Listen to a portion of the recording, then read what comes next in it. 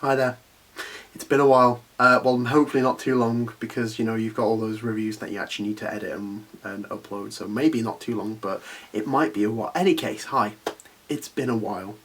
Something I like to do is stay on top of the official translation, because I get to see what characters' names are, if there's anything different, any new information. Sometimes it's important. So, for example, we learned that Rover, like, just as confirmation, I didn't think it needed doing, but just so it's clear for everyone, Rover didn't survive the punch because Saitama let him off, because he thinks he's literally a dog. That means a lot to me, because I'll be trying to stick up for Saitama for a long time. Maybe he's not as smart as I think he is, and I'm wrong, and you know what? It's important to recognise when you're wrong. I think Saitama's pretty smart, but I didn't think he was, like... Basically, I thought he was average intelligence, but to confuse him as a dog, not the point I'm trying to make. Recently, Chapter 108 happened, which, in terms of official translation, is the introduction of a certain character who has been incredibly hyped up. This character's name is Black Spermatozoon. That's his official name now. Black Spermatozoon. That is what we call him from now on. Black Spermatozoon. Okay? Genuinely, I love this. This is stupid. I get it, like, I found out about it afterwards, once it got explained to me a bit more. Thank you, Sundown Rider. Go subscribe to his channel. He's like me, except better and more consistent. That it is actually something to do with, I didn't realise it was like black spermatosa, if I've said that correctly. It's actually something to do with reproduction, which makes sense. But at the same time, it's stupid, and I love it. That is what we will call him from now on. If I don't, then... by law, this is his name. This is his official name. We legally have to call him this. I will only say differently if one Murata do a press conference where they stand up, they hold hands, and they say, no, his name is Black Sperm. I don't know why, but it's only official if they hold hands. It's not a gay thing, it's just an official thing. I don't know. I just like the image of a really serious press conference with, like, Murata and Juan sitting at a table. They stand up together in suits, they're holding hands, and they're going, his name is Black Sperm! But his actual name is Black Spermatozoon, so... Any case, One Punch Man, 121. Wow.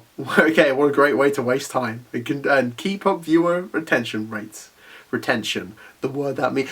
One Punch Man 121 Broken was a good chapter, like normal. Once again, it's still like these chapters are just building up to this when everything goes down, and I get why people are annoyed about it, but I'll say it again here, just in case people don't watch it, the last one, because I don't blame them. It's like a western. You've got to build up the tension. It's like, or even better, it's like a roller coaster. You've got to have like it's like, imagine seeing like the craziest roller coaster ever, and you're like, whoa, I want to go on that, it looks amazing. And then you have to go up, and then you start going up the hill, like, oh boy, here we go. And then occasionally you get an extra little dip, but you're like, oh, teasing, because you're still going up that hill for 5 minutes straight. That is a long time to go up a roller coaster. And you're like, what's going on? Because hopefully, when we get to the top of this hill, which we should be doing, like, soon, because I can't think, apart from, I think pretty much King, Rover, well, Rover's a bit of a wild card, so we don't really need to see where he is, Bang Bomb Fubuki, who else do we not know who's doing stuff? I think it's them pretty much. We don't know. Please point out to me in the comments if I've missed out on anyone. We know Saitama's with Saitama's with Flashy. Everyone is occupied with something, so we should be seeing like, kind of seeing like, you know, the roller coaster should suddenly take a dip down and through some loops and screws soon and some turns, please, because I want to see it. But like, I can't think of anyone else they have to set up, because the chapter starts off with Puri getting blasted for a wall. And Darkshine shows up. I don't like his nickname. Why does he call him Darky? Don't call him Darky. You could call him so much. Alloy, you know? Soup. Just call him Soup. Call him Soup. Why do I keep saying that in that exact tone, you know? Call him Luster, you know? Call him Shiny. Just don't call him Darky. Please change that name. Any case, Puri's been blasted through the walls. And something I have to make note of actually very quickly too is... Murata is an amazing artist, we know this, he's a beautiful, wonderful artist. I think one of my favourite things about him is his use of covering up body parts.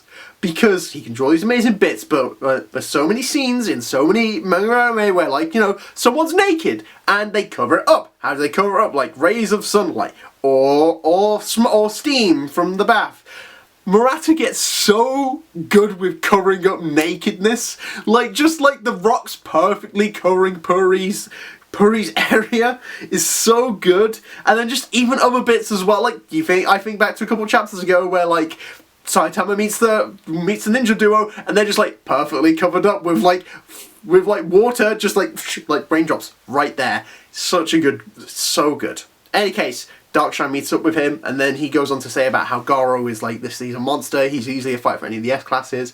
And I don't know why this is my favorite bit of art in this chapter. I look at it, I'm like, I love that. It's just the bit of art where Darkshine first looks at Garo. I'll try and recreate it with like the one eyebrow where he's like. Like, just that, like, what's this? Like, someone who actually piques my interest. You know, we know Darkshine's crazy strong because obviously backhanded but God so easily. But on top of that, just like, obviously the next bit of art of Garo just looking like a monster. Something actually to note as well is how crazy good Garo's restraint is, because even though the fact he's kind of lost his touch of humanity, and even if he's like not really conscious of what he's doing, he's still not killing humans. He could have probably just immediately wrecked Puri with the whirlwind iron cutting fist. He didn't though, he didn't kill him, and I respect it. And I'm hoping like this will be kind of, like, I'm hoping from this fight with Darkshine, it's kind of like gonna ease Garo more into the ideas of being a monster, because obviously, you know, these overwhelming forces which he's lost to are Rover and Orochi. These two, like, absolute powerhouses are just brutal. I hope this is the kind of fighting style he has to do. And then maybe against because we saw him only use, like, Waterfall and Rock Crushing Fist against Puri. So, well, not even that really, but I'm hoping more than anything, like, this kind of fight will leave Garo into more of, like, being okay to injure humans more. Because obviously, like, for example, the Waterfall and Rock Crushing Fist, I don't think is really going to work too well on Darkshine because of his crazy defenses. So I think we need that, obviously, you know, the Whirlwind Iron Cutting Fist, which is a super offensive, like we can assume it hits hard. So we get that. And then obviously, you know, we got Darkshine who hypes up even more by saying, can we finally have someone who challenges me? Like, I finally someone who I can go all out against. Super good stuff. And then obviously you got, like, just like one of the best lines of One Punch Man, I think, to be honest. Like, not philosophical but funny lines is like when, after you said, I've got this, don't you worry, Puri, I'll do it for muscles. And he's like, Darky, he's like, oh, stop it. He's like, what does he say? It's so good, it's such a good line, I definitely remember it. He goes, don't fall for me, you'll make my muscles weaker. Okay, that's like, to me, that's like when Tank Top Master fights against Garo, who was like, I didn't master the tank top for this! It's such a good line. And then, of course, we get the stare down and the JoJo reference, which is, of course, like, when, like, Garo starts walking to him, and then he's like, oh, I'm looking forward to it. And then we get the beautiful double spread of Darkshine and Garo, which is wonderful. And I think one of my favourite things about this is just how both of them are drawn and shaded more than anything. So, for example, Darkshine is drawn, obviously, like, they're both drawn beautifully, but Darkshine's colours and shading and the light off of him, it's very smooth and sleek. He's similar to a statue. He's taken time to hone himself. He's, you know, he's, like, smoothed out all his rough edges. It's years of constant work, and he is now, like, if you think about it like this, which really hypes up the fight, apart from Saitama and possibly Blast, this guy is the strongest human out of there. You know, he's crazy powerful. As he says, like, you know, as Puri said, you are, like, the strongest amongst the S-class in terms of physical power. And, of course, with him also beating, like, he also knows he's the strongest too. So, we get that, and then, of course, it goes to, and then we look at Garo, who's very rough, and, like, he's drawn, like, sharply. He's got loads of, like, sharp edges on him. In comparison to, like, the smoothness of Darkshine, we get the roughness of Garo. We know he's struggled throughout his life. Like, you know, he hasn't had it easy necessarily. Like, he hasn't, like, easily won every fight back to back. Like, he is, like, he's had it rough, especially the past couple fights he's been in. So, I think it's just such a great way to show, like, you know, he's not necessarily human, like, anymore. Like, well, like, he's getting to this point of, like, his humanity's gone. Humanity, apparently. His humanity's leaving him. So, obviously, like, it's drawn, like, a lot more scary, rough, and it looks really good. I love that comparison between the two styles. Like, obviously, like the smoothness of the well-honed Darkshine to the roughness of, like, Garo. And this should be, by all means, one of the best fights of One Punch Man. In idea, because Garo never has a bad fight against a very well hyped up character like Darkshine. Super looking forward to it. Meanwhile, Child Emperor shows up again. okay, fair play, Child Emperor. He's still there. He's doing his stuff, and he looks really good. And like, I don't know, like, there's so many times I was like during this chapter, like people are just drawn really well, and it's Murata, but I was like, man, Child Emperor just looks really good there. And there, like, there's that close up of his face, and the other one I can think of off the top of my head, this is the main one, was where like he's dodging all those jet streams from Evil Natural Water, and then like he just dodges and it's in air, like you got like, you know, his hair's back, and then you've got like the flow everywhere, like you got like the droplets everywhere. I was like, Child Emperor, you look really good there. I can't deny it. You look good there. Yeah, but Child Emperor was definitely impressive this chapter. We can see it, like, I mean, we knew he was strong in any case from the side chapter ages ago about power levels, but, like, obviously he was stronger than a bear, but at the same time, like, him dodging without any equipment, the dragon level threat, Evil Natural Water, you know, the most mysterious member that even Kuro can't control, that's damn impressive for a kid his age. Without a doubt, like, what is it with the kids being so strong? Wagomba? No.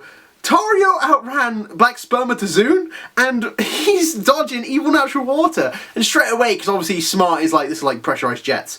He doesn't try and, I just know he doesn't try and get them out of there though, maybe because Evil Natural Water might not like consider that kind of thing. If he just acts on instinct, he's like, get rid of this kid, that's all. But to be fair, like I said, just it was amazing stuff to see. But he also does have the line of saying, like, somehow I feel like this is more winnable than the Phoenix Man fight, which could mean one of two things, and like it's basically one or the other. Either Phoenix Man is like, this is their way of going, Phoenix Man is like a cadre level threat, like an executive level dragon, and he would be up there, like him all out and like his final form is up there with the cadres. Or it could be saying, like, or it could be Child Emperor misjudging things because he has got a history of that, where obviously he was like, Phoenix Man is nothing, and then of course Phoenix Man turned out to be really something. And like he's like, oh, I think I can take this even better than Phoenix Man can, but Evil Natural Water, like, as we know, is a very hyped up member of the association. So, we do end with with a really cool thing of Child Emperors, which I'm surprised at because it made it sound like in the previous bits that like he'd exhausted all his opportunities and all his resources, but then he's like, I've got the perfect tool for dealing with you, and he pulls out like a Lego snowman, and I love its design. I was like, oh my god, this is so cool, like, just especially the Lego aesthetic from it, and then just like the boom and insta freeze and just gets him. But I obviously, like, I don't think this is the end of Evil Natural Water, but at the same time, it might be because this is the same series where, you know, oh, Monster King Orochi, oh, I wonder what he's going to be like. That happened, didn't it? I loved it. You know I loved it. You know I loved it. But it could happen. This could be the end of Evil Natural, or for now, it could put him on hold. Like, it could generally put him in cryostasis, and then when, you know, maybe something will happen later on and it'll free him. Or like, and then that'll be like, right, okay, now we're back into it. Like, Evil Natural Water, a fully healthy Evil Natural Water is going to show up, and then maybe it will be in a situation where like, we just beat Homeless Emperor, and maybe like a stray ball will hit it, like melt the ice, and then just Evil Natural Water's there too. But yeah, once again, another very good chapter. Everything that went on with Darkshine and Garo and Puri was super good, and Child Emperor's pretty damn amazing too. So yeah, I'm not caught up on One Punch. I was about to say, I'm finally caught. No, I haven't even 122s. I haven't touched that, but I need to get all these reviews out. So for people who know this, until 122 is until 121 is uploaded, I haven't read any One Punch Man past 121. So no spoilers for future stuff, please. But thank you for watching. Let me know what you thought of this chapter. Did you like it? Did you not like it? Let me know in the comments down below. Give this video a like if you liked it. Subscribe if you want to see more at certain points, because I can't promise consistency. But thank you. Your patience is always appreciated. And yeah, that's all I got to say. Thank you very much.